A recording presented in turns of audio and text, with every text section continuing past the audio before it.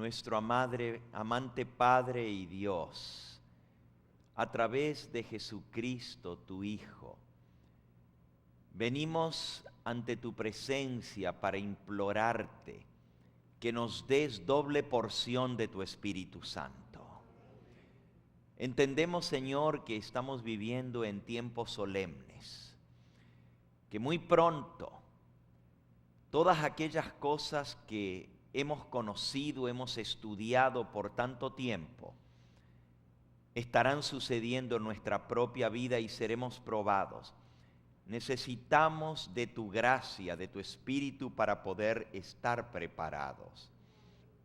Sabemos que tú has enviado un precioso mensaje a tu iglesia. Queremos entenderlo, pero más que entenderlo, experimentarlo en nuestra propia vida, para que de esa manera, al ser sellados por tu Espíritu Santo, podamos ser utilizados para dar el fuerte pregón al mundo.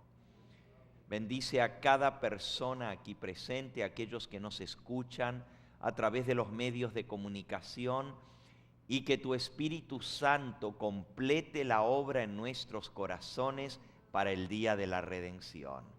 Me encomiendo a ti, Señor, en esta hora, sabiendo que recibo de tu mano gracias a la intercesión de Cristo. Y te pido de que me permitas mantener todo pensamiento cautivo a Cristo Jesús. Que solamente tu nombre sea glorificado, sea engrandecido en esta hora. Y que tú puedas ser entronizado definitivamente en el trono de nuestro corazón y de nuestra vida. Gracias por escuchar nuestra plegaria, porque sabemos que tenemos perdón en ese nombre todopoderoso. En el nombre de Jesús lo agradecemos. Amén, Señor. Amén.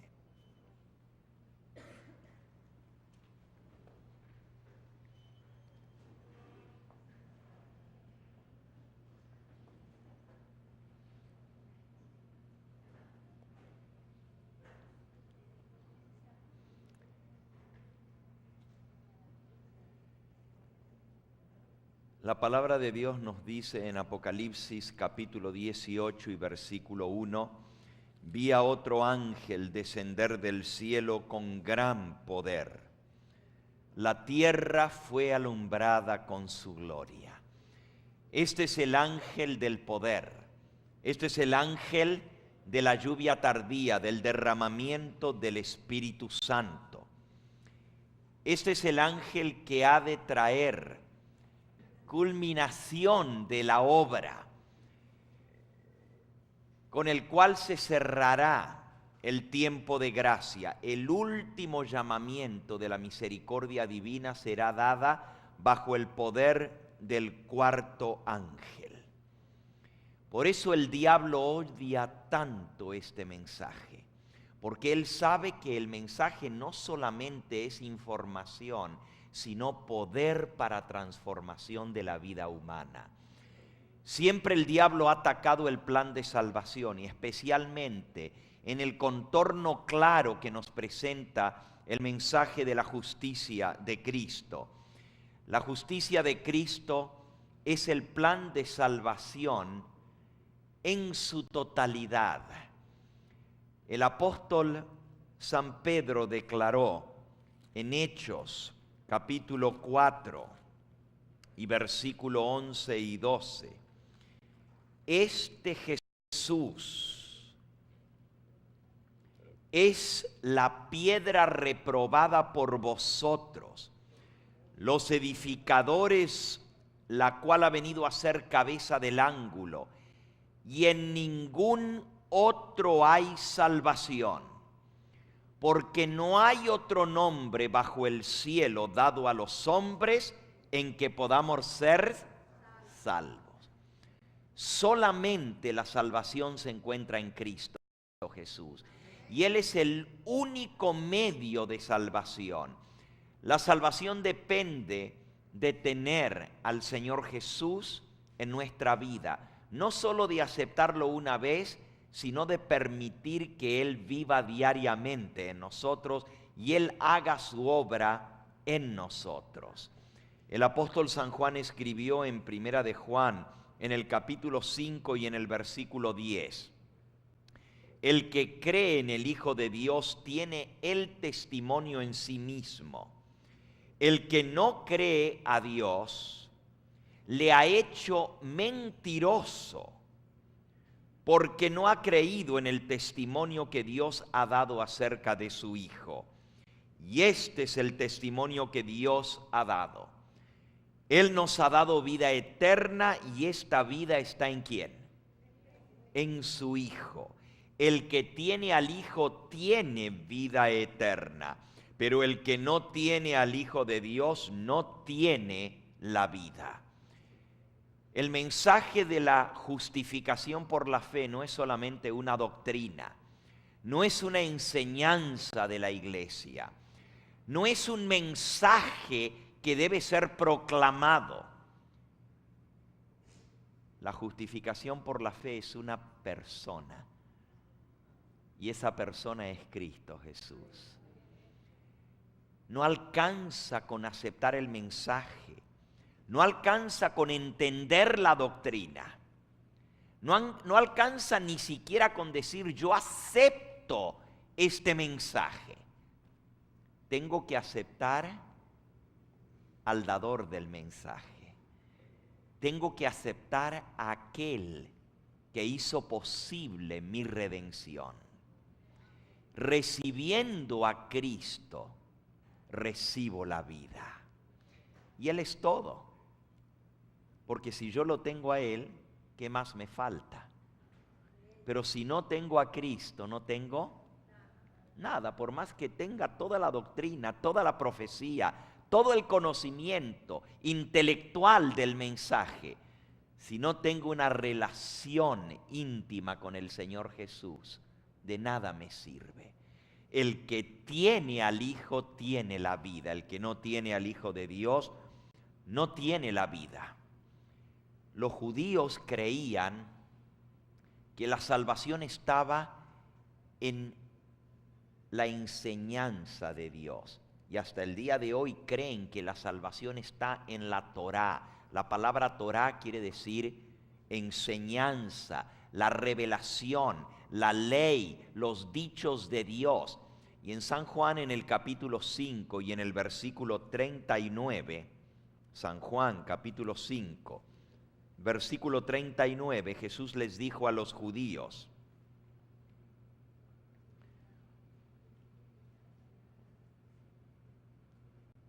escudriñad las Escrituras, porque a vosotros os parece que en ellas tenéis vida eterna, pero ellas son las que dan testimonio de mí, y no queréis venir a mí para que tengáis vida. Noten que la vida no está en las Escrituras. Las Escrituras son la luz menor que dan testimonio de la luz mayor. Las Escrituras no pueden dar vida a menos que sean vivificadas por el Espíritu Santo de Dios. Él mismo les dijo en el capítulo 6 de San Juan, dando vuelta a la página, versículo 63, el Espíritu es el que da la vida, la carne para nada aprovecha. Las palabras que yo os he hablado son espíritu y son vida, pero hay algunos de vosotros que no creen. Y luego dice en el versículo 65, por esto os he dicho que ninguno puede venir a mí si no le fuere dado del Padre. Así que las palabras que Él habla son espíritu, son vida, pero no pueden dar vida sin el Espíritu Santo. Y recibir a Cristo significa recibirlo en la persona del Espíritu Santo. Allí mismo en San Juan, en el capítulo 14, Él dice en el versículo 16, yo rogaré al Padre y os dará otro consolador para que esté con vosotros para siempre.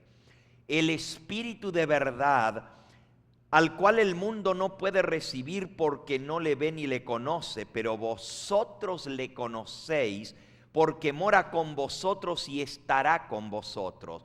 No os dejaré huérfanos, vendré a vosotros. Pero cuando Él prometió, me voy, pero voy a venir a vosotros y voy a morar en vosotros, ¿cómo es que Él no nos iba a dejar huérfanos? Rogaré al Padre y enviará otro consolador para que esté con vosotros para siempre. A Cristo se le recibe en la vida a través del Espíritu Santo. El Espíritu Santo es enviado por Él a nuestra vida y es la manera como Jesús viene a nosotros. Así es como le recibimos, recibiendo su Espíritu Santo, recibimos a Él porque es el Espíritu de Cristo. Y al recibir ese Espíritu estamos recibiéndole ¿a quién? A Él. San Juan capítulo 15, dice allí en el versículo 5 en adelante, yo soy la vid y vosotros los pámpanos.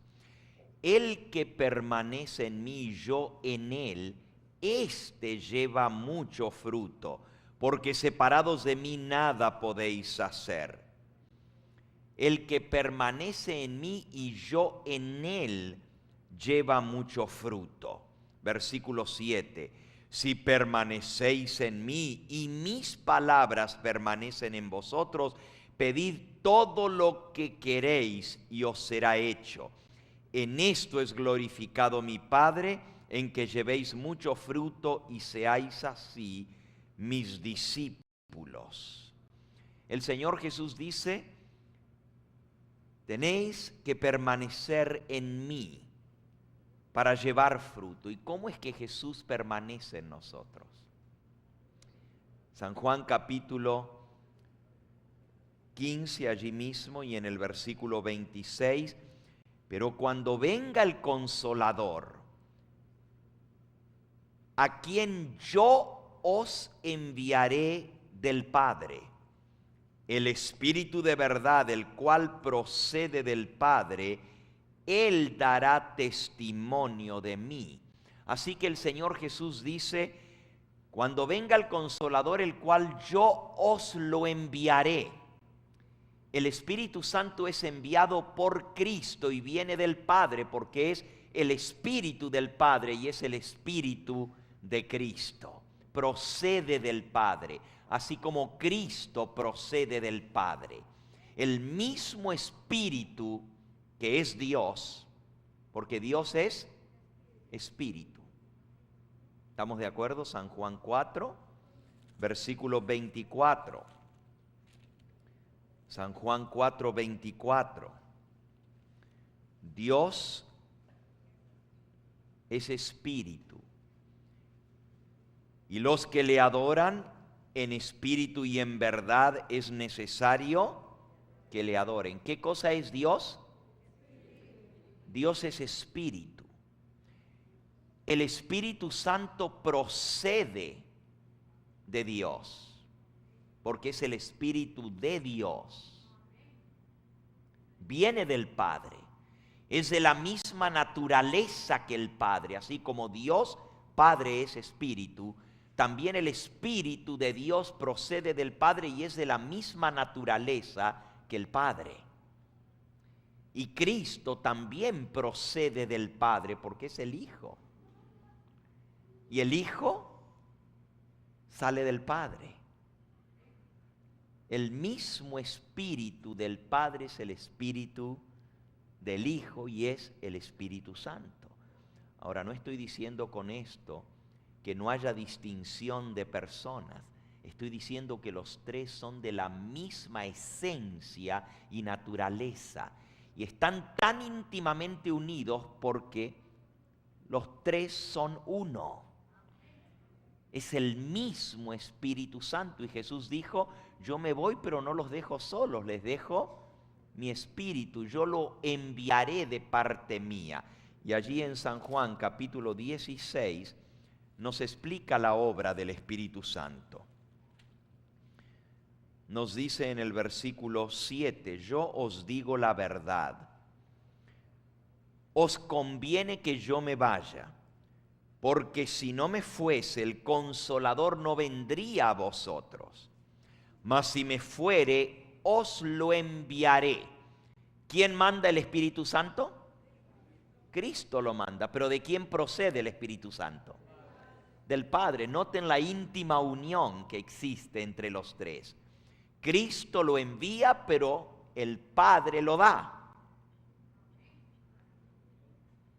Procede del Padre, pero es enviado por Cristo. Y dice, conviene que yo me vaya. ¿Por qué convenía que Jesús se fuera? Si yo no me voy, el Espíritu Santo no vendrá a vosotros. Pero cuando yo me vaya, os lo enviaré. Cristo en esta tierra era Dios hecho carne. Era la gloria de Dios. Donde Él estaba, estaba Dios. Pero Él estaba limitado por un cuerpo físico. Si Él estaba en Jerusalén, tenía que físicamente ir a Galilea para estar en Galilea.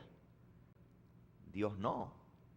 Ahora, con esto no estoy diciendo que Jesús no era Dios, pero la Biblia dice que Él se despojó de su gloria, se despojó de su omnipotencia y se despojó de su omnipresencia para hacerse carne. Y limitado por la carne, podía estar solamente en un lugar en el mismo tiempo. Por eso Él dice, os conviene que yo me vaya, porque si me voy, viene el Espíritu Santo que va a estar con vosotros y en vosotros todos los días hasta el fin del mundo. Y esa es la promesa que Jesús hizo al irse. Él dijo, he aquí yo estoy con vosotros todos los días, ¿hasta cuándo? Pero ¿de qué manera está Jesús con nosotros? A través del Espíritu Santo. Esa es la manera como Él mora en nosotros. El mensaje de la justicia de Cristo es recibir a Jesús a través del Espíritu Santo. Déjenme compartir aquí algunas citas muy hermosas. Ustedes recuerdan la parábola de las 10 vírgenes, ¿verdad? Y cómo 5 de ellas eran prudentes y 5 eran fatuas. Las prudentes tenían aceite extra, pero las fatuas no habían hecho provisión de aceite. ¿El aceite representa qué? Y lo que va a hacer la diferencia entre los que se salven y los que se pierdan, así de sencillo, si vamos a San Mateo, en el capítulo 25, dice el versículo 5, tardándose el esposo, cabecearon todas aquellas vírgenes y se durmieron, y a la medianoche se oyó un clamor. He aquí viene el esposo, salid a recibidle. Entonces todas aquellas vírgenes se levantaron y arreglaron sus lámparas. Y las insensatas dijeron a las prudentes, dadnos de vuestro aceite, porque nuestras lámparas se están apagando. Mas las prudentes respondieron diciendo, para que no nos falte a nosotras y a vosotras, id más bien a los que venden y comprad para vosotras mismas. Pero mientras ellas iban a comprar, vino el esposo, y las que estaban preparadas entraron con él a las bodas, y la puerta se cerró. Después vinieron también las otras vírgenes diciendo, Señor, Señor, ábrenos. Mas él respondiendo dijo, de cierto os digo, no os conozco. Las vírgenes fatuas se quedaron fuera y el Señor les dijo, no os conozco. ¿Por qué? Porque estaban desprovistas del aceite. Y el aceite representa al Espíritu Santo. Lo que va a ser la diferencia en la iglesia de los que se salven y los que se pierdan en la venida del Señor, o cuando se cierre la puerta de la gracia, los que queden dentro y los que queden fuera, los que se salven y los que se pierden, la diferencia la hace los que tienen el aceite, el Espíritu Santo en su vida. Y esa es justamente la obra de Cristo al enviar su Espíritu Santo. La comprensión correcta del tema de la justicia de Cristo es la clave para la vida victoriosa y para la salvación. Si no entendemos este tema, estamos perdidos. Y aunque es simple, no todos lo entienden. Miren, hermanos, yo nací en un hogar cristiano. Me crié desde niño en un hogar adventista. Mis padres fueron adventistas desde que yo nací, desde antes que yo naciera. Mis abuelos fueron adventistas y yo nací en un hogar adventista cristiano. Mi padre era pastor. Y como todo niño adventista, yo me bauticé a los 12 años de edad, porque esa era la costumbre en aquella época. Y yo no voy a negar de que yo tuve una experiencia muy hermosa a través de mi bautismo. Yo anhelaba desde más chico bautizarme, pero mis padres me decían, tienes que esperar hasta que cumplas los 12 años, porque tienes que entender. Pero si yo ya entiendo, yo quería bautizarme, pero ellos me hicieron esperar hasta cumplir mis 12 años y me bauticé y fue una experiencia muy especial y hermosa en mi vida. Pero realmente mi conversión, fíjense qué cosa, ¿no?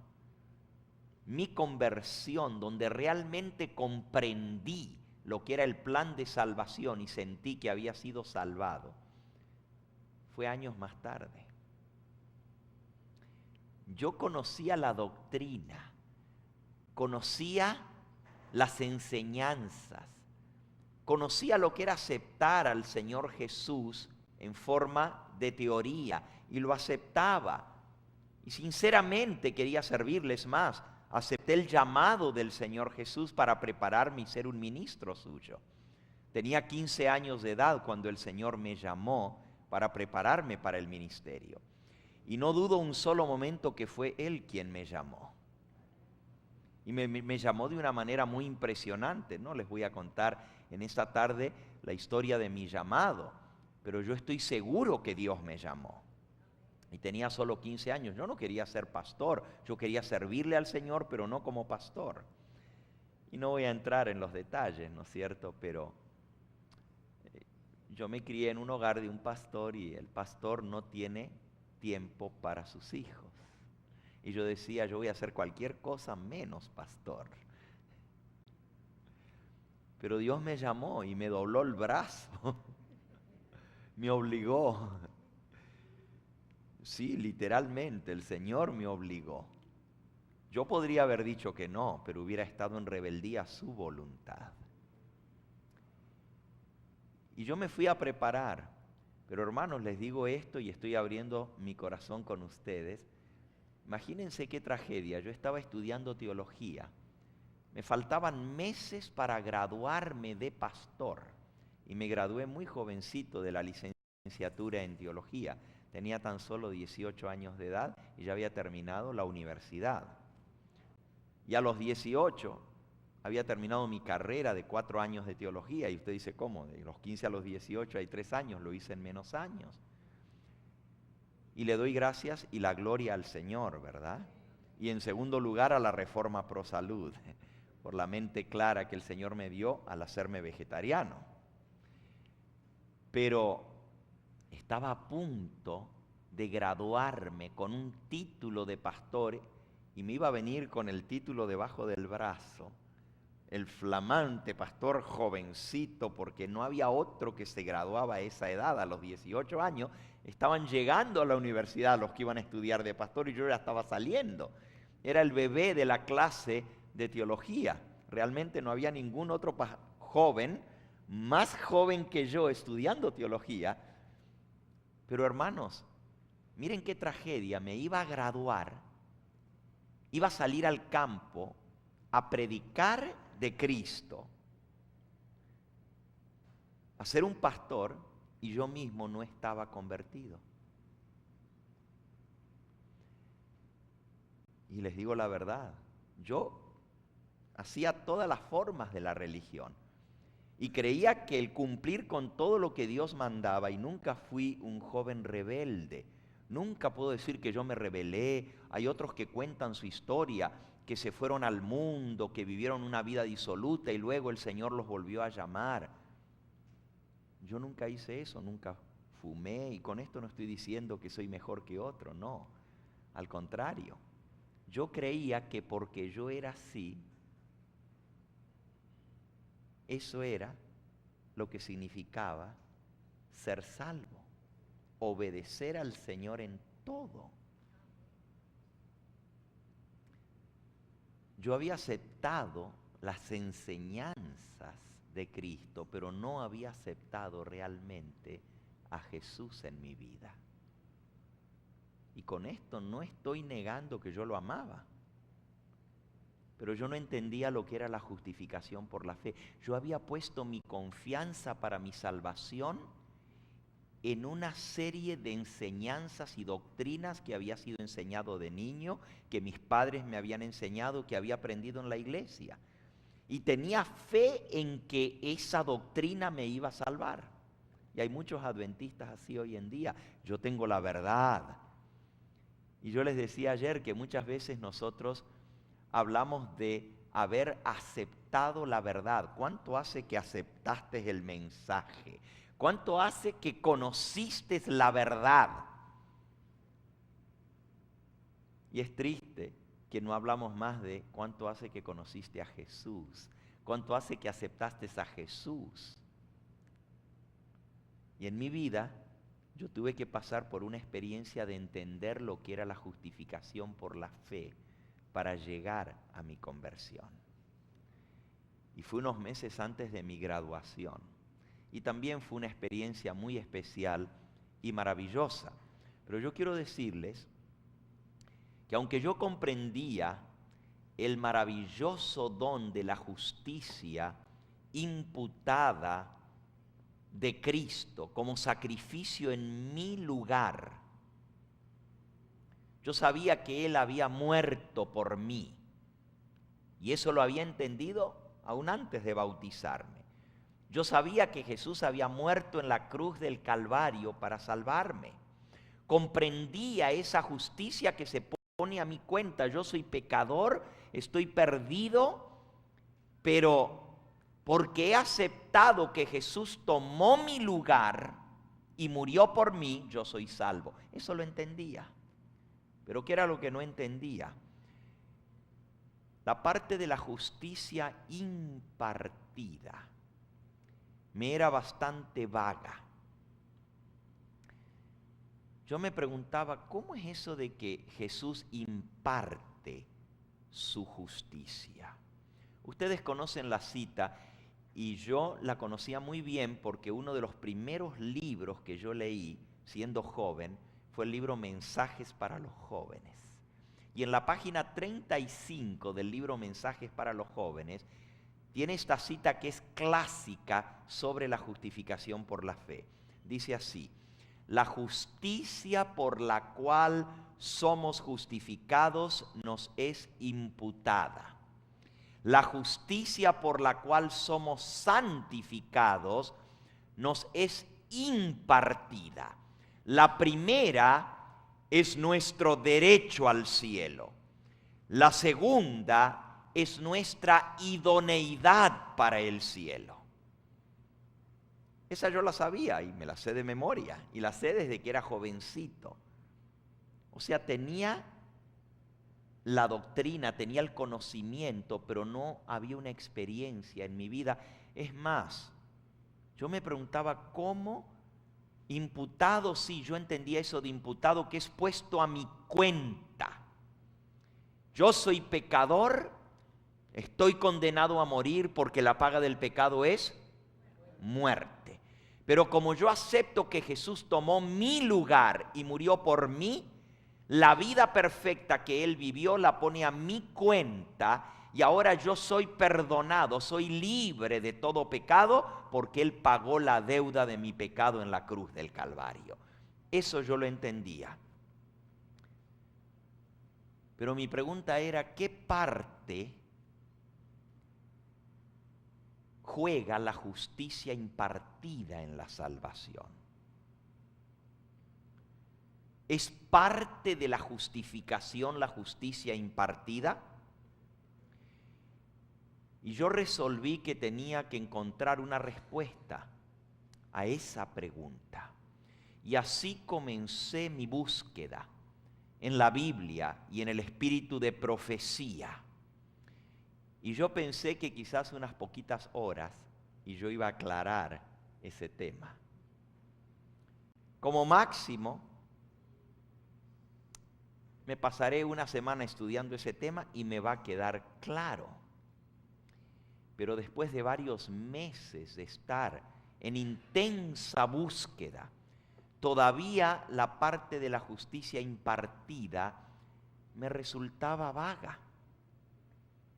No lograba comprender de qué manera Jesús imparte su justicia. Aun cuando hasta ese momento la búsqueda no me había revelado las respuestas claras que yo buscaba, no había sido tiempo perdido, ya que logré copilar varias páginas de referencia, citas que después que yo comprendí el tema llegaron a encajar perfectamente y me ayudaron tremendamente. Pero al principio era una compilación de distintas citas que yo no entendía en su claridad o no sabía cómo encajaban. Esa cita siempre sonaba en mi mente. La justicia por la cual somos justificados nos es imputada. La justicia por la cual somos santificados nos es impartida. La primera es nuestro derecho al cielo, la segunda es nuestra idoneidad para el cielo. En esta cita quedaba claro el hecho de que la justicia impartida es esencial para el cielo, pero no da mérito ninguno al creyente.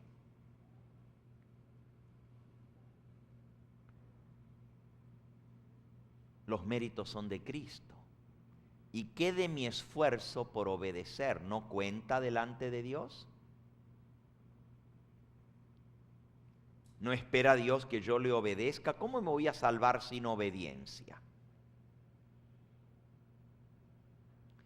La cita también decía, la justicia impartida es la idoneidad para el cielo. ¿Qué quiere decir idoneidad?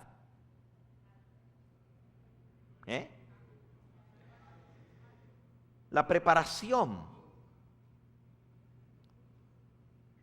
La idoneidad es lo que te hace estar preparado para entrar al cielo, pero no te da el derecho a entrar. Eso estaba claro. El derecho para entrar al cielo me lo da la muerte de Cristo.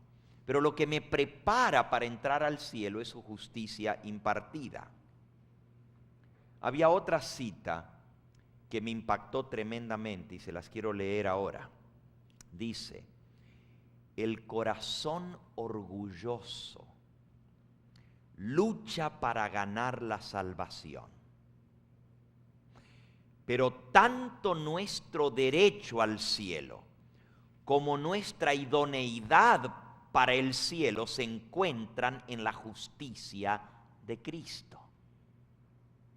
Esa cita está en el deseado en la página 267. Y por cierto, fue el deseado de todas las gentes, el libro que Dios usó para mi conversión. Para mí ese libro es un tesoro. Página 267 del deseado, se las vuelvo a leer. Dice: el corazón orgulloso lucha para ganar la salvación. Y en cierta manera, ese era yo. Yo luchaba para obedecer a Dios y hacer su voluntad. Como joven tenía muchas tentaciones. Como joven tenía defectos de carácter. Pero yo amaba al Señor y quería agradarlo. Y luchaba por ser acepto delante de Él. Yo decía, si yo no hago esto y esto y esto, no voy a entrar al reino de los cielos. No sé si alguno de ustedes se identifican con ese pensamiento que yo tenía. Para que yo pueda entrar al cielo, yo tengo que dejar esto, esto, esto y esto. ¿Cómo el Señor me va a aceptar con todo esto? Hoy mismo yo hablaba con alguien y me decía, pero es que yo tengo muchas cosas que tengo que cambiar en mi vida. Yo no puedo venir al Señor así, no me siento digno de poder acercarme al Señor de esta manera. El Señor primero tiene que cambiarme.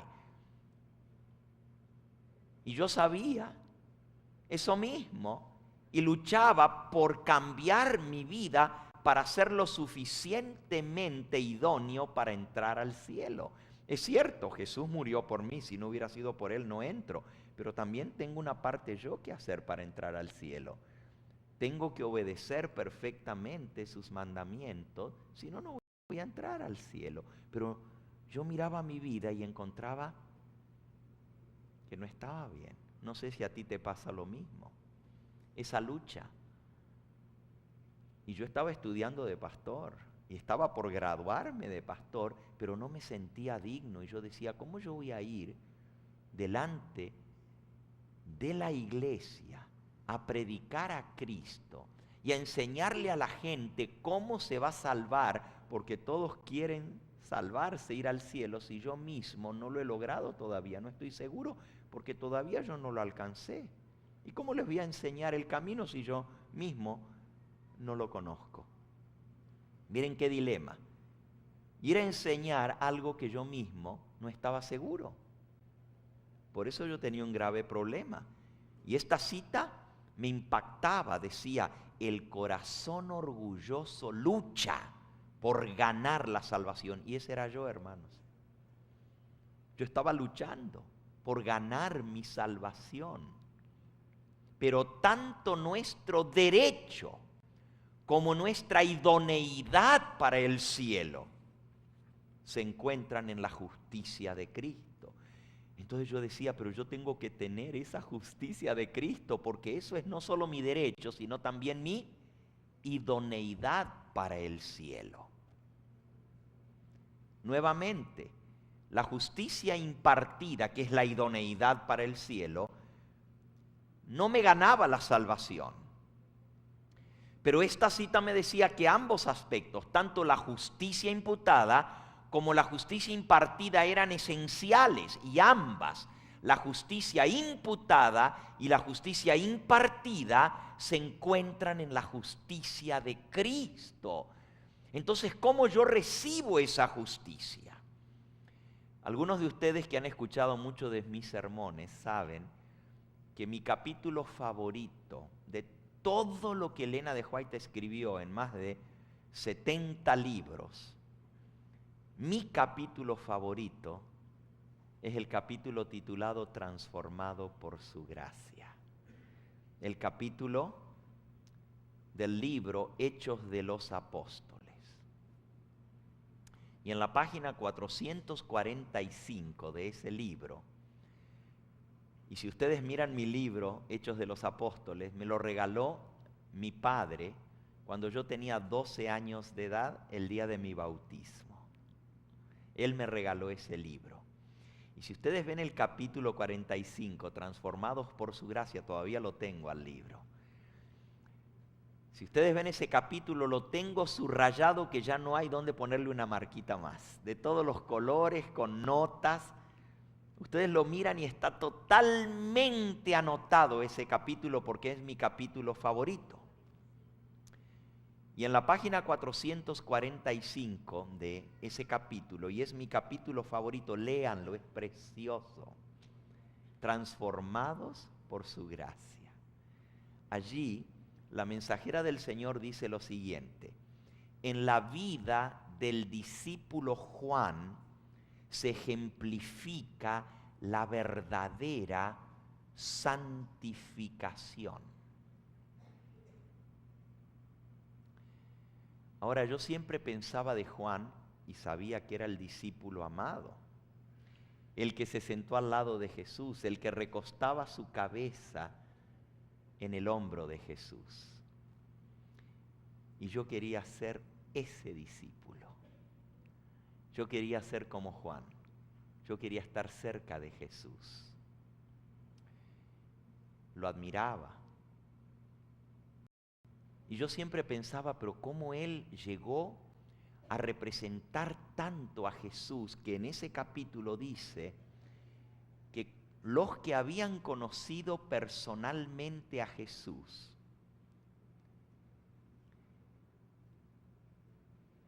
había pasado el tiempo, Jesús se había ido al cielo. Cuando veían a Juan, era el impacto tan grande que se parecía tanto a Jesús, que decían, es una copia, es una imagen en un espejo de lo que es Jesús. Eso dice ella en ese capítulo. Se parecía en su manera de hablar, en su manera de tratar a la gente. Hasta con el tiempo llegó a parecerse físicamente a Jesús. Y yo decía, ¿cómo yo puedo llegar a tener eso en mi vida? Y en esa misma página 445 yo leía la siguiente cita. Elena de White describe allí la íntima relación de Cristo con Cristo que tenía el apóstol Juan. Y ese hermoso carácter que él desarrolló, dice que hasta en su manera de hablar, en el tono de su voz, se le parecía. Cuando la gente lo escuchaba hablar, se volteaban porque les parecía que estaban escuchando hablar al Señor Jesús. Ay, yo quería eso para mí.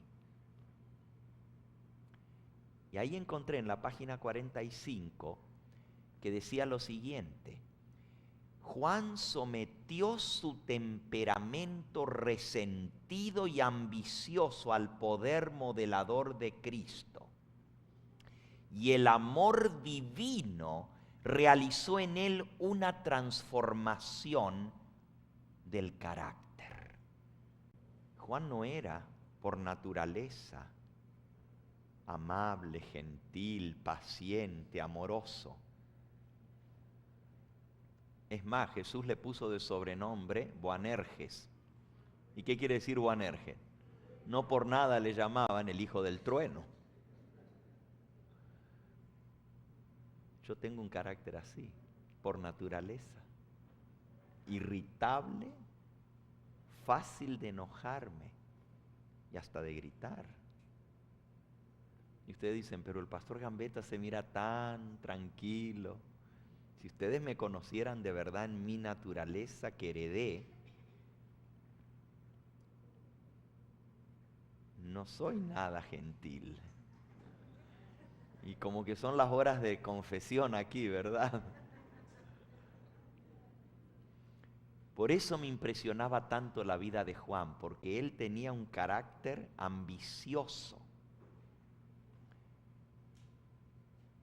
resentido, rápido de enojarse. Era, como dicen en Argentina, una leche hervida. Y a los dos, a él y a su hermano, les llamaban Boanerges, ¿verdad? ¿Quién era el hermano de Juan?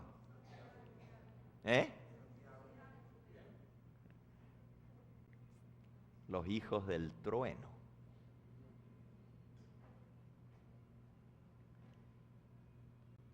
En el libro Mensajes para los Jóvenes, en la página 35, dice que el apóstol Juan fue santificado por el amor divino. Dice que somos santificados por la justicia impartida de Cristo. Y otra vez esa palabrita, justicia impartida. Y esa era la que yo no lograba entender. Tenía 18 años entonces.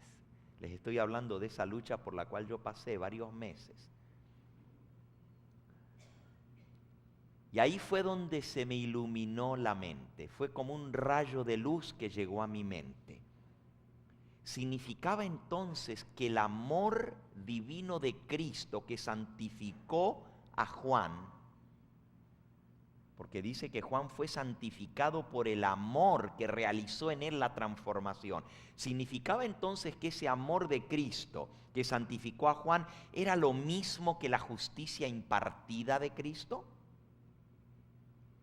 ¿Fue la santificación de Juan algo único? ¿Fue él el único que logró eso? ¿O todos somos santificados por ese amor de Cristo como lo fue Juan? Todas esas preguntas venían a mi mente. Pero Elena de White decía que la santificación de Juan era un ejemplo, ahí lo dice, en ese capítulo, transformado por su gracia, que la santificación de Juan era un ejemplo de la verdadera santificación. Como todos podemos ser santificados, así que no era única. Todos somos santificados por el amor divino. Les vuelvo a leer otra vez. Juan sometió su temperamento resentido y ambicioso al poder modelador de Cristo, y el amor divino realizó en él una transformación de carácter. Entonces el amor de Cristo y su justicia impartida tienen que ser sinónimos. Tienen que ser intercambiables, porque si lo que es mi idoneidad para el cielo, que es mi carácter, la idoneidad para el cielo es mi carácter, eso es lo que le falta a las vírgenes fatuas. El Espíritu Santo que imparte el carácter de Cristo en nosotros y nos hace idóneos para el cielo. Es el carácter. Y la única manera de cambiar nuestro carácter y ser santificados es por el amor de Cristo. Entonces, la justicia impartida de Cristo y su amor deben ser términos intercambiables. Y seguí investigando. Y cada vez se estaba haciendo más clara esta verdad. Y yo me preguntaba, ¿cómo es que yo antes no había descubierto esto? Cuando Elena de White habló acerca de los judíos, noten lo que ella dijo. Discurso maestro de Jesucristo en la página 50. Si quisiesen abrir sus corazones para recibir plenamente a Cristo, entonces la misma vida de Dios, su amor, moraría en ellos, transformándolos a su semejanza. Así, por el don generoso de Dios, poseerían la justicia exigida por la ley. Si los judíos hubieran abierto sus corazones para recibir plenamente a Cristo, la misma vida de Dios, su amor, hubiera morado en ellos y hubieran sido transformados a su semejanza, y así por ese don generoso de Dios hubieran cumplido la justicia que exige la ley en ellos. Esto es exactamente lo que es la santificación. Pero no menciona la palabra justicia impartida. Solamente dice que la santificación opera en nosotros por el amor de Cristo, impartiendo su carácter. Quiere decir que justicia impartida y amor impartido o comunicado son sinónimos. Dios nos da su amor y con eso nos está dando su justicia. Ahora, hermanos, San Pablo dice en Romanos capítulo 13 y versículo 10, Romanos 13, 10, y él cita varios de los mandamientos, en realidad 5 mandamientos. En Romanos 13, él dice en el versículo 9, citando 5 mandamientos, dice, porque no cometerás adulterio, no matarás, no hurtarás, no dirás falso testimonio, no codiciarás, y luego dice, y cualquier otro mandamiento. Y cualquier otro mandamiento son el resto de los demás, ¿verdad? Así que los 10 mandamientos en esta sentencia se resume. Amarás a tu prójimo como a ti mismo. Y dice en el versículo 10, el amor no hace mal al prójimo, así que el cumplimiento de la ley es que, hermanos, el amor, ¿qué cosa es el cumplimiento de la ley? El amor. Nuevamente, Pablo nos dice en Romanos capítulo 8 y versículo 4, para que la justicia de la ley se cumpliese en nosotros, que no andamos conforme a la carne, sino conforme al Espíritu. Eso es lo que yo quería. Quería andar conforme al Espíritu, no conforme a la carne.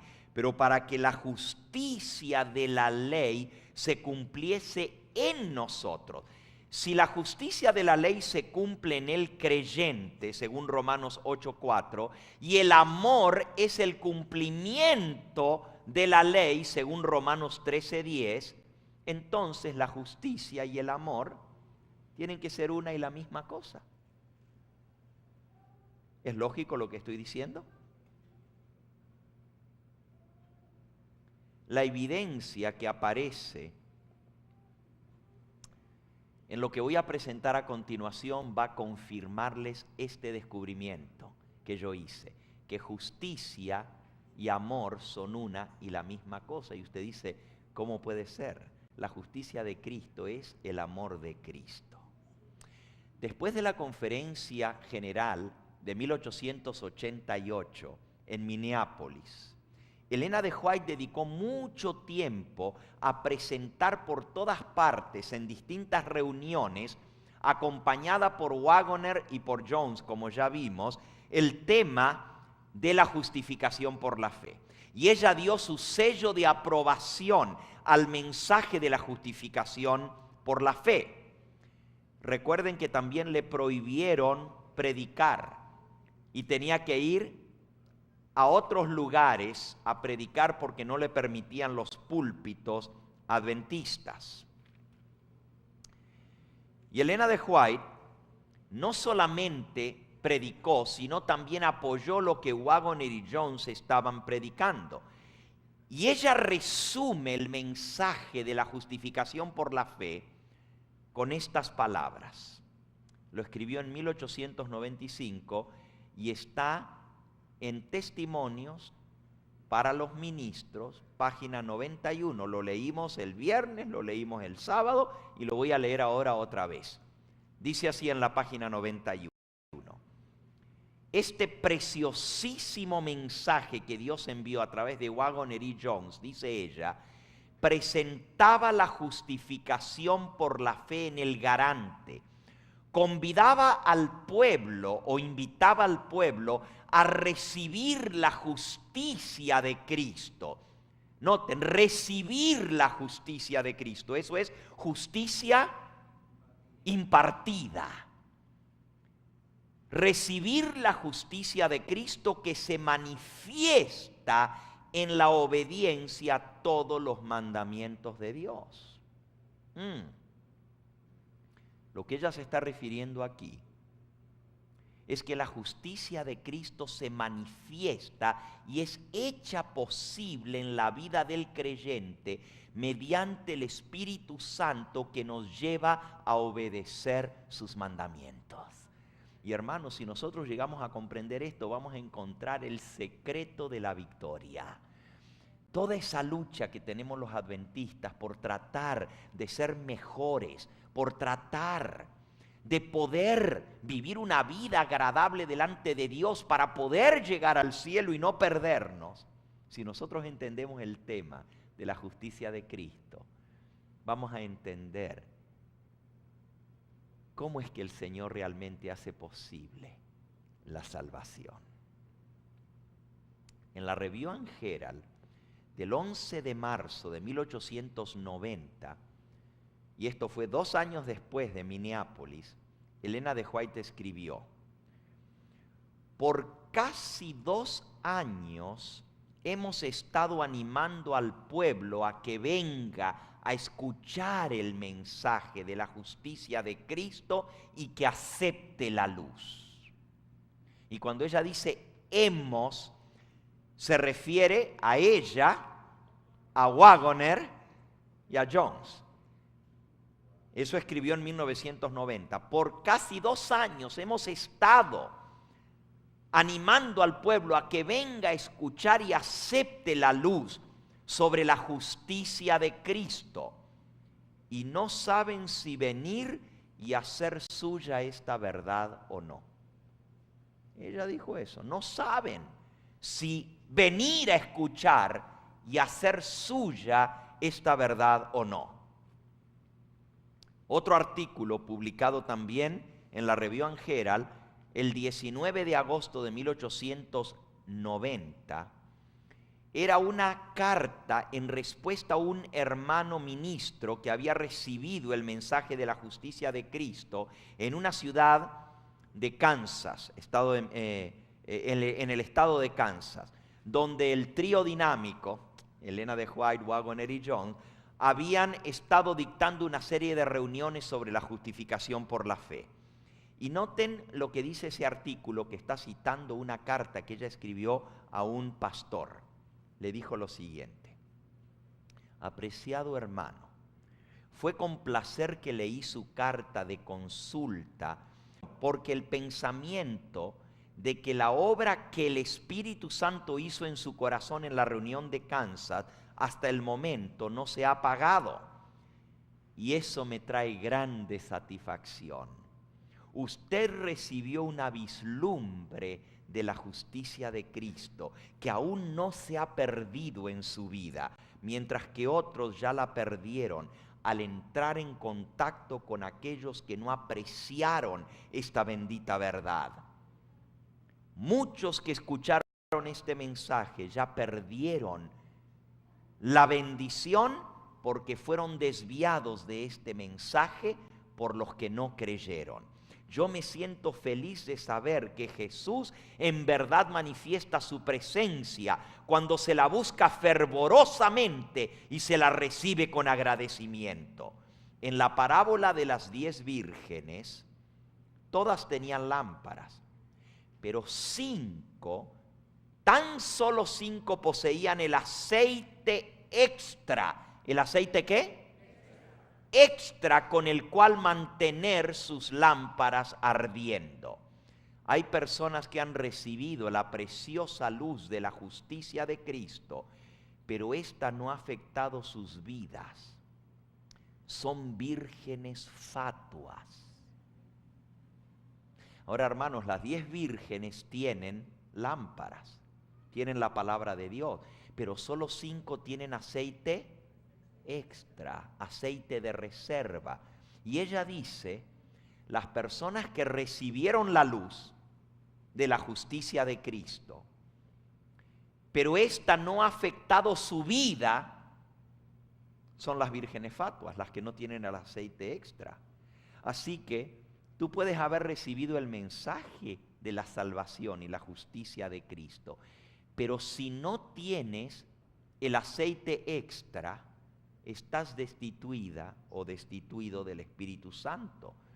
Dice Palabras de Vida del Gran Maestro, página 408. No tienen aceite en sus vasijas para sus lámparas. Están destituidas del Espíritu Santo. Y hermanos, ¿qué representa el aceite? Pero ¿qué parte de la obra del Espíritu Santo? Escuchen. Este aceite es la justicia de Cristo. ¿Qué cosa es el aceite? La justicia de Cristo.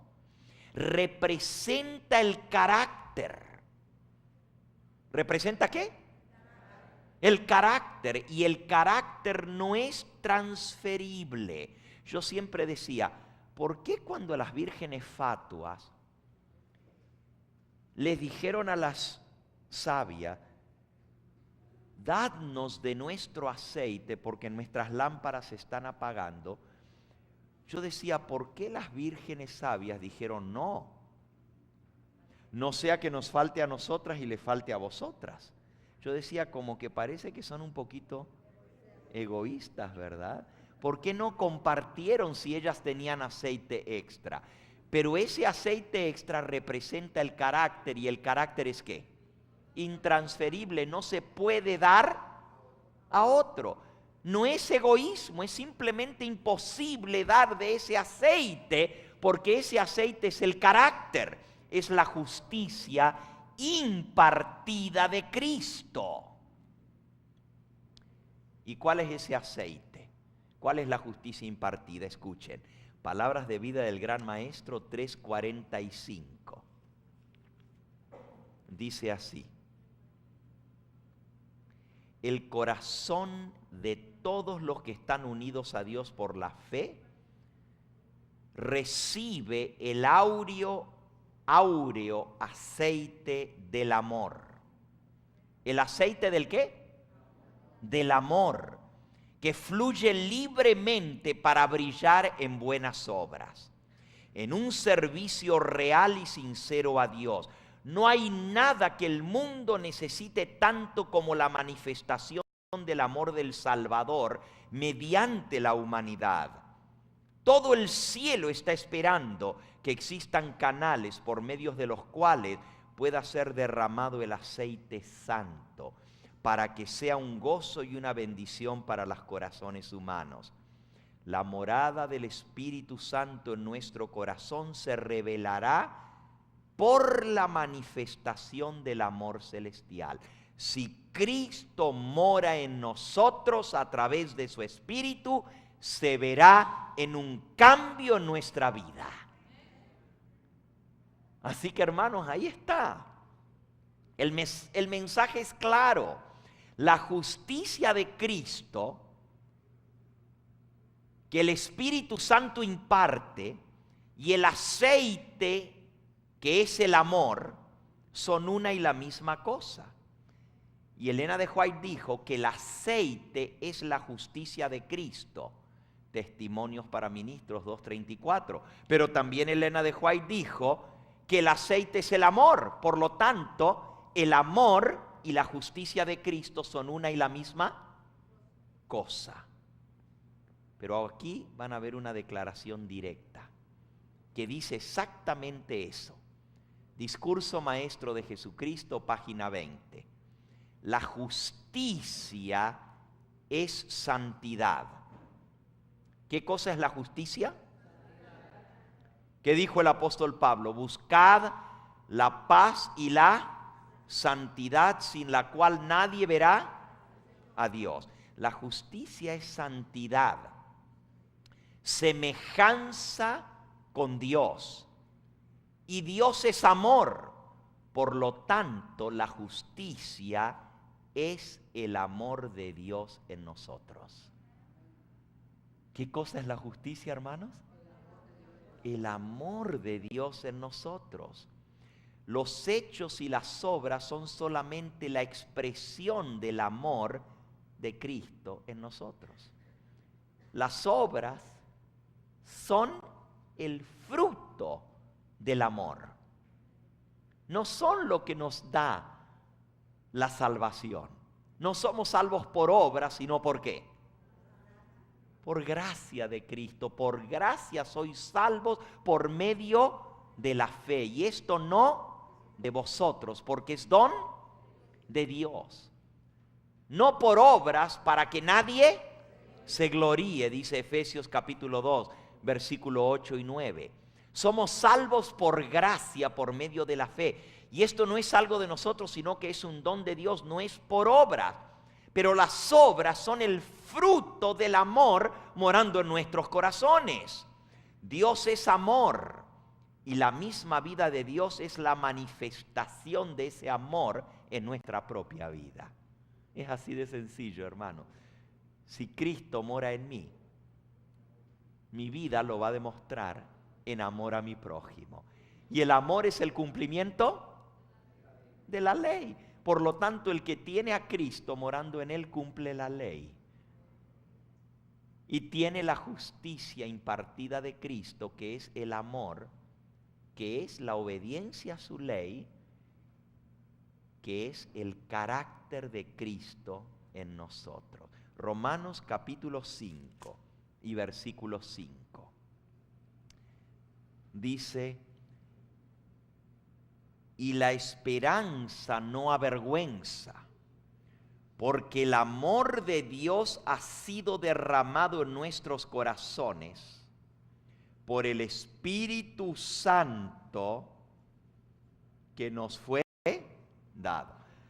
Hermanos, este es uno de los textos más claros sobre cómo nosotros recibimos la justicia de Cristo.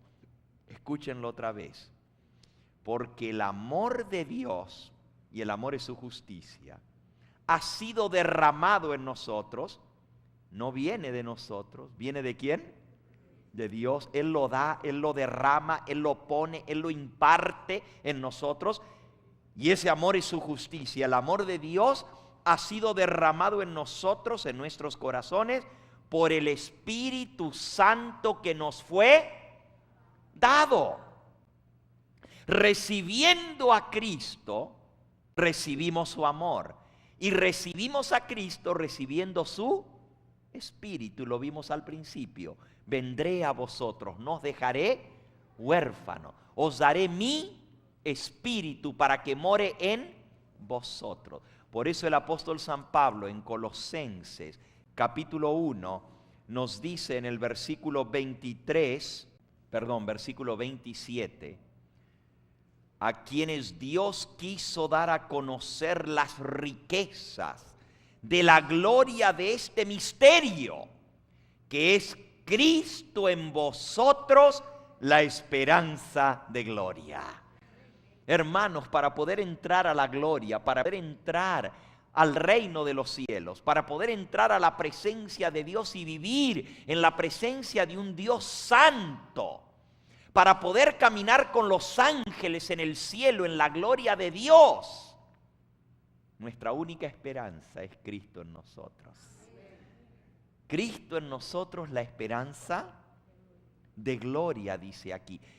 Gálatas capítulo 2, y ustedes conocen este pasaje muy bien, versículo 20, con Cristo estoy juntamente crucificado, y ya no vivo yo, mas vive Cristo en mí. Y lo que ahora lo vivo en la carne, lo vivo en la fe del Hijo de Dios, el cual me amó y se entregó a sí mismo por mí. Y ese amor de Cristo nos constriñe, hermanos. Ese amor nos transforma. Ese amor que es impartido en nosotros a través del Espíritu Santo, es derramado en nosotros por el Espíritu Santo, nos hace aptos para entrar al reino de los cielos. Para que este pasaje de Romanos 5 cobre significado especial para nosotros de lo que es la justicia impartida, lo voy a parafrasear poniendo la palabra justicia en lugar de amor, porque recuerden que justicia y amor son una y la misma cosa. ¿No vimos eso recién? Que el amor es ¿qué? Justicia, lo leímos. Ahora, si la palabra amor y la palabra justicia son sinónimos y son intercambiables, ahora voy a leer el versículo, pero donde dice amor voy a poner la palabra justicia. Y donde dice derramado, voy a poner la palabra impartida. Y van a ver qué fácil que se entiende lo que es la justicia impartida. Dice la esperanza no avergüenza. Estamos de vuelta en Romanos capítulo 5 y versículo 5. La esperanza no avergüenza, porque la justicia de Dios ha sido impartida en nuestros corazones por el Espíritu Santo que nos fue dado. ¿Cómo se recibe la justicia impartida? Por el Espíritu Santo. ¿Viene de nosotros la justicia? Viene de Cristo. ¿Quién la da? El Espíritu Santo morando en nosotros.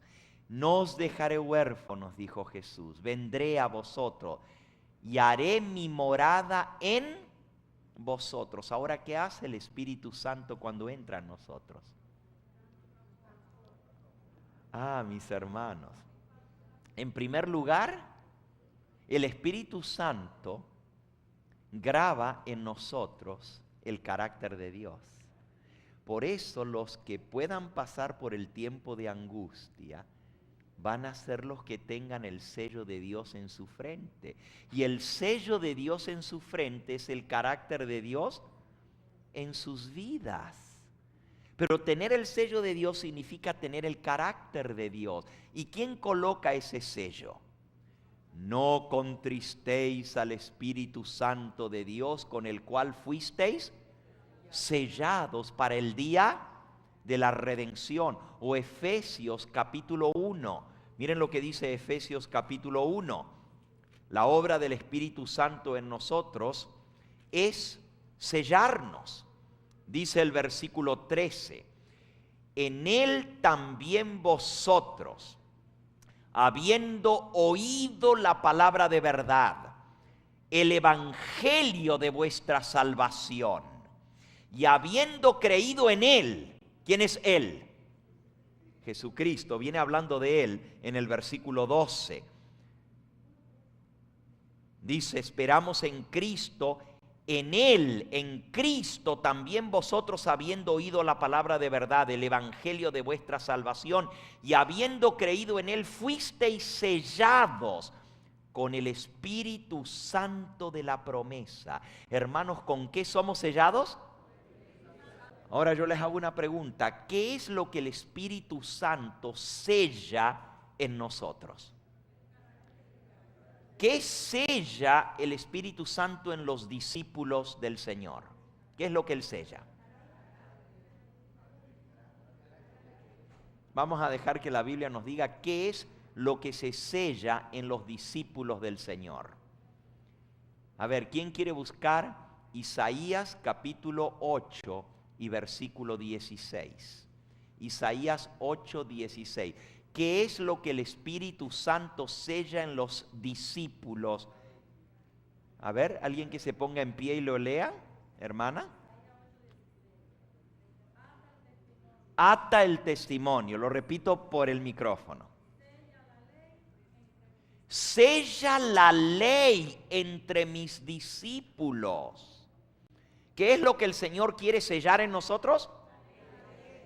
Su ley. Pero hay gente que se rebela contra la ley. Dice, ya no estamos bajo la ley, estamos bajo el nuevo pacto. El viejo pacto era el pacto de la ley, el nuevo pacto es el pacto de la gracia. Pero el Espíritu Santo quiere sellar ¿qué cosa? Y vamos a ver en qué consiste el nuevo pacto, ya no el viejo pacto. Vamos al nuevo pacto ahora. Vamos al libro a los Hebreos en el capítulo 10 y en el versículo 15. Hebreos 10, 15. Y nos atestigua lo mismo el Espíritu Santo. ¿Quién es, hermanos, el que da testimonio de esto? Ok, aquí dice nos atestigua. Atestiguar es dar testimonio. El Espíritu Santo da testimonio, dice aquí. Y miren lo que dice el Espíritu Santo. Este es el pacto que haré con ellos después de aquellos días, dice el Señor. Ahora, hermanos, aquí está hablando del nuevo pacto. Si ustedes se fijan en los versículos anteriores, comenzando con el versículo 8 en adelante, dice: sacrificio y ofrenda y holocaustos y expiaciones por el pecado no quisiste, ni te agradaron, las cuales cosas se ofrecen según la ley. Y diciendo luego: he aquí vengo, oh Dios, para hacer tu voluntad, quítalo primero para establecer esto último. En esa voluntad somos santificados mediante la ofrenda del cuerpo de Jesucristo, hecha de una sola vez para siempre. Ciertamente todo sacerdote está día tras día ministrando y ofreciendo muchas veces los mismos sacrificios que nunca pueden quitar los pecados, pero Cristo, habiendo ofrecido una vez para siempre un solo sacrificio por los pecados, se ha sentado a la diestra de Dios y de aquí en adelante espera hasta que sus enemigos sean puestos por estrado de sus pies.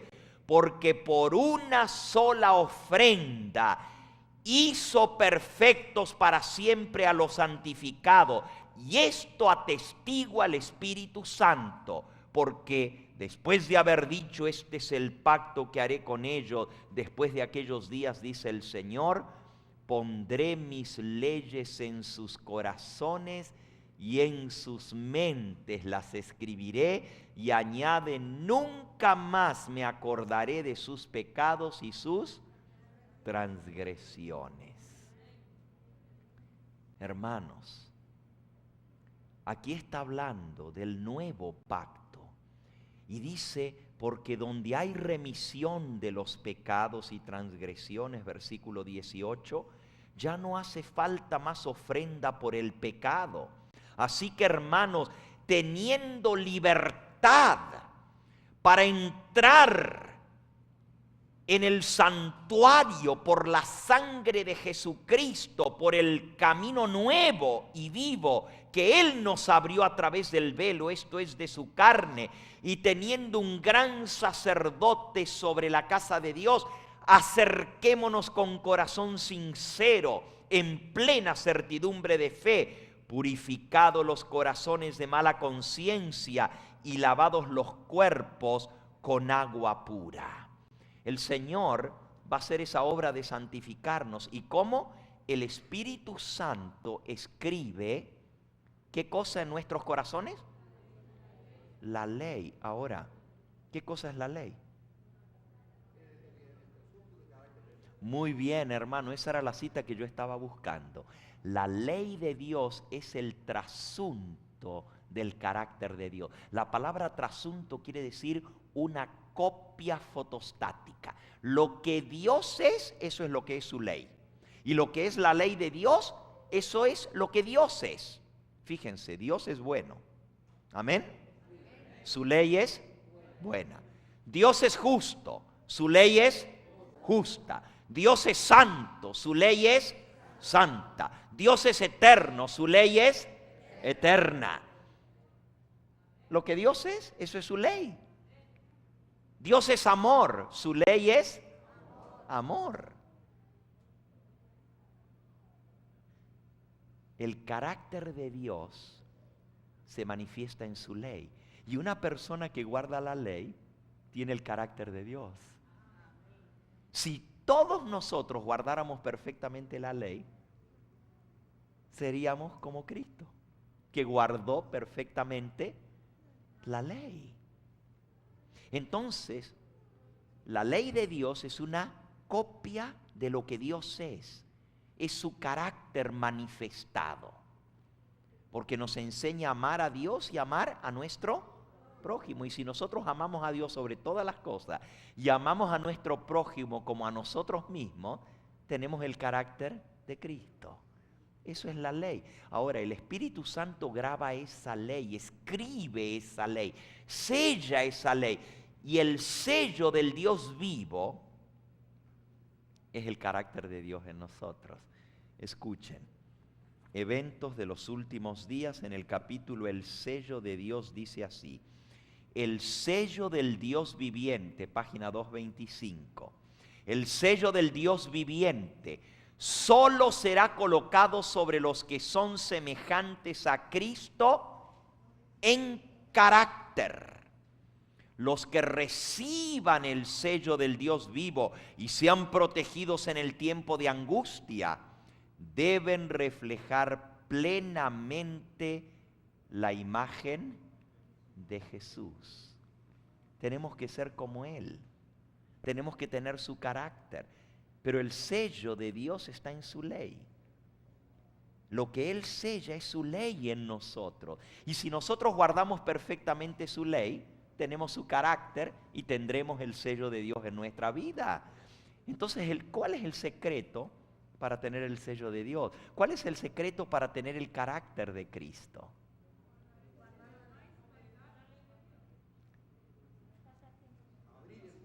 Hermanos, nosotros no podemos por nosotros mismos guardar esa ley, porque somos carnales y la ley es espiritual. Dios es espiritual, su ley es espiritual, pero nosotros somos ¿qué? Carnales. Entonces, en primer lugar, para poder guardar esa ley, primero tengo que ser espiritual. ¿Y cómo llego a ser espiritual? Si soy nacido de la carne. Cristo dijo, lo que es nacido de la carne, carne es. Lo que es nacido del espíritu, espíritu es. Necesitas nacer de nuevo. Para poder guardar esa ley, yo tengo que nacer de nuevo. No puedo guardarla si soy carnal. Dice Romanos capítulo 8, en el versículo 5. Romanos capítulo 8, versículo 5. Porque los que son de la carne piensan en las cosas de la carne, pero los que son del Espíritu en las cosas del Espíritu. Porque el ocuparse de la carne es muerte, pero el ocuparse del Espíritu es vida y paz. Por cuanto los designios de la carne son enemistad contra Dios, porque no se sujetan a la ley de Dios, ni tampoco pueden, y los que viven según la carne no pueden agradar a Dios. Mas vosotros no vivís según la carne, sino según el Espíritu, si es que el Espíritu de Dios mora en vosotros. Y si alguno no tiene el Espíritu de Cristo, no es de Él. O soy de Cristo o no soy de Cristo. ¿Y cómo sé si yo soy de Cristo? Tengo el Espíritu de Cristo morando en mí. El que tiene al Hijo tiene la vida. Y el que no tiene al Hijo no tiene la vida eterna. Y al Hijo se le recibe recibiendo el Espíritu Santo, porque ese es el que Él dejó en su lugar en esta tierra. Os conviene que yo me vaya, porque si no me voy, no vendría el Consolador. Cristo no podía morar físicamente en el corazón de cada ser humano, porque Él tiene un cuerpo físico. ¿Cómo yo agarro el cuerpo de este hermano y lo coloco dentro de mi cuerpo? Imposible. Eso es una imposibilidad, porque él tiene un cuerpo físico y no lo puedo colocar dentro, pero el espíritu puede morar en un cuerpo físico. A ver si me explico, hermanos. Cuando nosotros hablamos de un endemoniado, ¿qué cosa es un demonio? Es un espíritu malo, es un espíritu inmundo, es un ángel caído. Pero los ángeles son espíritus.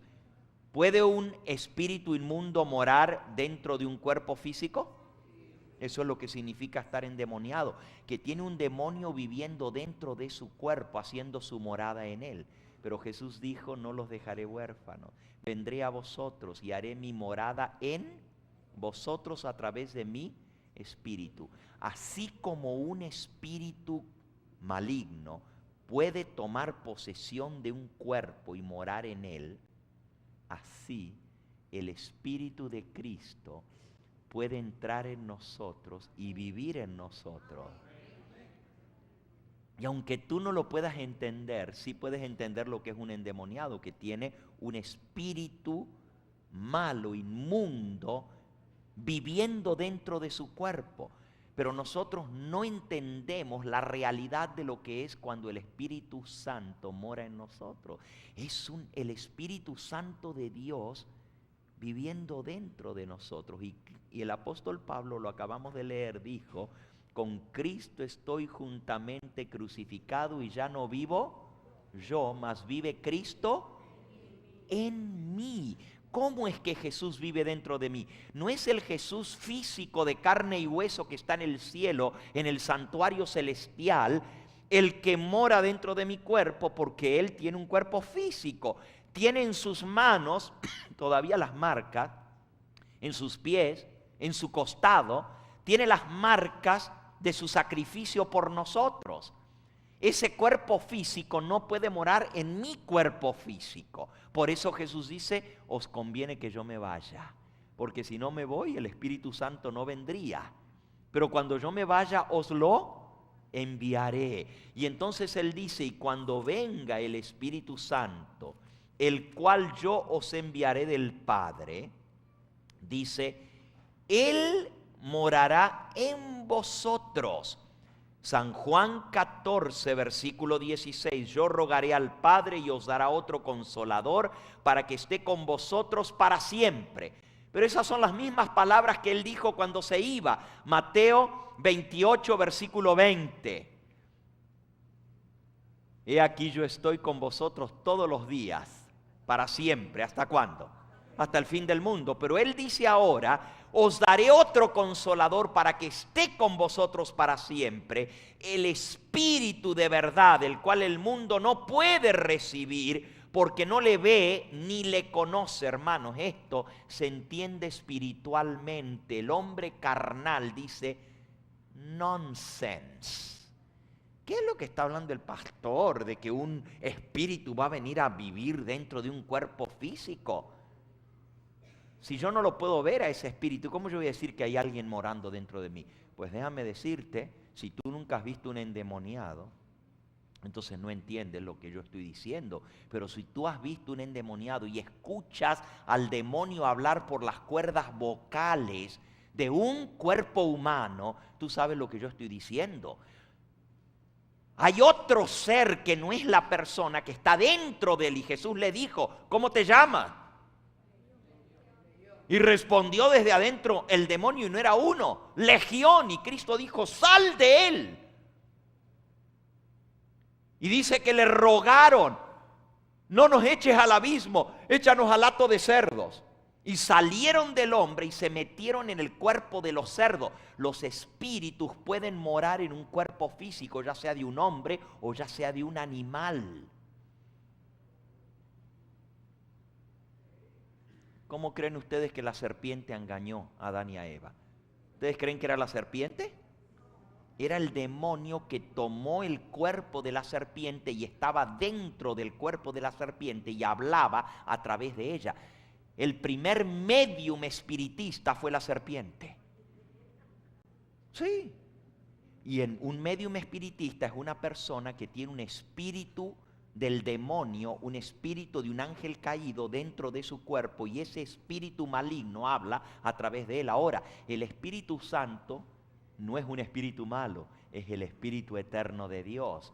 Y Jesús dijo, no los voy a dejar huérfanos, les voy a dar el Espíritu Santo, versículo 17, el Espíritu de verdad, el cual el mundo no puede recibir porque no le ve ni le conoce, pero vosotros le conocéis, porque mora con vosotros y estará en vosotros. No os dejaré huérfanos, vendré a vosotros. Noten lo que él está diciendo, yo voy a venir a ustedes y voy a morar en ustedes a través de mi Espíritu Santo. Todavía un poco y el mundo no me verá más, pero vosotros me veréis, porque yo vivo, vosotros también viviréis. Y dice el versículo 23, y Jesús respondió, el que me ama, mi palabra guardará, y mi Padre le amará, y vendremos a él, y haremos morada en él. El Señor dice que Él está dispuesto a venir a morar en nosotros a través de su Espíritu Santo. Y hermanos, si nosotros tenemos a Cristo, lo tenemos todo. Y Él mora en nosotros a través de su Espíritu, pero el Espíritu Santo, cuando vive en nosotros, nos lleva a la obediencia a su santa ley. Veamos un versículo más. Ezequiel capítulo 36. Ezequiel capítulo 36.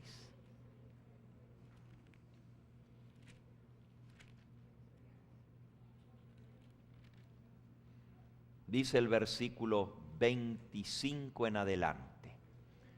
Ezequiel 36, versículo 25 en adelante. Esparciré sobre vosotros agua limpia. Seréis limpiados de todas vuestras inmundicias. De todos vuestros ídolos os limpiaré. Os daré un corazón nuevo y pondré un espíritu nuevo dentro de vosotros. Quitaré de vuestra carne el corazón de piedra y os daré un corazón de carne. Y pondré dentro de vosotros mi espíritu. Pero ¿qué va a hacer el espíritu cuando entre en nosotros? Léanlo ahí, ¿cómo termina el versículo? Pondré mi espíritu dentro de vosotros y haré que andéis en mis estatutos, que guardéis mis preceptos y los pongáis por obra. Y habitaréis en la tierra que prometí a vuestros padres, y seréis vosotros por pueblo, y yo seré a vosotros por Dios. Si tú quieres entrar en la tierra que el Señor ha prometido a nuestros padres, si tú quieres entrar a la tierra prometida, necesitas guardar perfectamente la ley de Dios. Pero no podemos guardarla si somos carnales. El hombre carnal no puede sujetarse a la ley de Dios. Ni quiere ni puede. Quiere hacer su voluntad. Pero el hombre espiritual hace las cosas del Espíritu. Y por eso necesitamos nacer del Espíritu. Y cuando el Espíritu Santo entra en nosotros y engendra un nuevo ser, el Espíritu Santo coloca la ley de Dios en nuestros corazones, la escribe, la sella en nosotros, en la mente, la escribe, en las fibras del corazón. Y entonces Dios es nuestro Dios y nosotros somos su pueblo obediente. Y le obedecemos, y el fruto de tener el Espíritu en nosotros es la obediencia. Ahora, hay algo más que necesitamos entender. Y al regresar para tener nuestro último tema, que tenemos un tema más, les voy a hablar de algo precioso, hermanos, que nos va a ayudar a entender qué clase de naturaleza tuvo Cristo. Porque la gente dice, ¿cómo yo voy a tener el carácter de Cristo? Y voy a ser como Cristo si Cristo no es igual que yo. En primer lugar, era el Hijo de Dios. En segundo lugar, nació del Espíritu Santo. Yo nací de la carne. Y en tercer lugar, Él no tenía propensiones o inclinaciones al mal como yo tengo. Él no era igual que yo. Y la hermana White dice, y ahora les voy a leer la cita en el próximo sermón, que tenemos que tener mucho cuidado como hablamos de la naturaleza de Cristo, porque en Él no había propensión para el pecado. Pero entonces, si Él no tenía propensión, ¿cómo yo puedo ser como Él si yo tengo propensiones para el pecado? ¿Cómo yo puedo vencer? La gente dice, claro, Jesús venció, Él nunca pecó, porque Él nació del Espíritu Santo. Él tenía una naturaleza diferente a la mía, pero yo nazco del pecado, nazco de la carne. ¿Cómo entonces yo puedo ser como Cristo y tener el carácter de Cristo? Bueno, la Biblia dice que Jesús dijo, el Espíritu de Jehová está sobre mí. El Espíritu Santo de Dios estaba en Cristo. Y si nosotros tenemos el Espíritu Santo de Dios en nosotros, vamos a vivir como Cristo. Y vamos a ver en el próximo tema cómo es que nosotros logramos la victoria sobre el pecado. Cómo es que nosotros podemos de verdad dejar de pecar. Porque el secreto de la victoria es Cristo en nosotros, la esperanza de gloria. Y el mensaje de la justicia de Cristo es la justicia imputada y la justicia impartida. La justicia impartida es el Espíritu Santo en nosotros, el amor de Cristo que nos lleva a una obediencia perfecta a su ley. Pero ¿cómo yo dejo de hacer lo malo? ¿Cómo puedo vencer mis malos pensamientos? ¿Cómo puedo hacer si yo estoy habituado a hacer algo malo? Dejar de hacerlo. ¿Es una lucha o es una victoria? Cuando una persona está habituada a pensamientos malos, cuán difícil es vencerlos. Entonces, ¿cómo podemos nosotros vencer para tener el carácter de Cristo? Porque cuando Él venga, tenemos que ser semejantes a Él. No puede haber pecado en nosotros. ¿Y cómo se logra la victoria? ¿Te gustaría saber cómo vivir una vida sin pecado? No te olvides del capítulo 45 de Hechos de los Apóstoles, transformado por su gracia. Que ahí está el secreto para lograr la victoria en Cristo. Vamos a ponernos en pie y vamos a pedirle que Él selle este mensaje en nosotros. Yo creo que es mejor venir delante del Señor, si lo podemos hacer, de rodillas.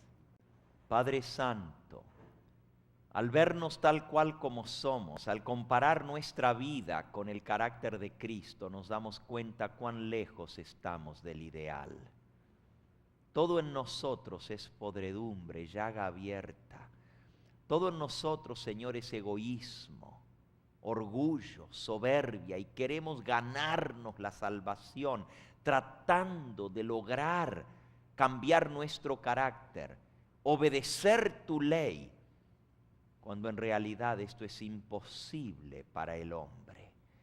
Por eso, Señor, necesitamos aprender de ti. Necesitamos ver cómo tú venciste para nosotros poder alcanzar esa misma victoria por la fe en Cristo Jesús. Sella este mensaje en nuestro corazón y que ese amor de Cristo, morando en nosotros a través de su Espíritu que nos ha impartido ese amor, constriña nuestros corazones para llevarnos a vivir una vida que glorifique tu nombre. Haz tú, Señor, el cambio, haz tú la transformación, porque nosotros no tenemos poder para cambiarnos a nosotros mismos. Se necesita el poder de la misma creación de una vida para dar una nueva vida. Se necesita el poder del Creador del mundo para engendrar en nosotros un nuevo ser. Y nosotros queremos nacer de nuevo, Señor. Queremos que tú nos cambies, que tú nos transformes, que quites esa mente carnal, esa mente sucia que hemos heredado y que hemos cultivado, y que nos des la mente de Cristo, para así poder glorificarte a ti, Señor. Toda la gloria y la honra sea para ti. Señor, tú dices a través de tu mensajera que la justicia de Cristo echa por el polvo la gloria del hombre.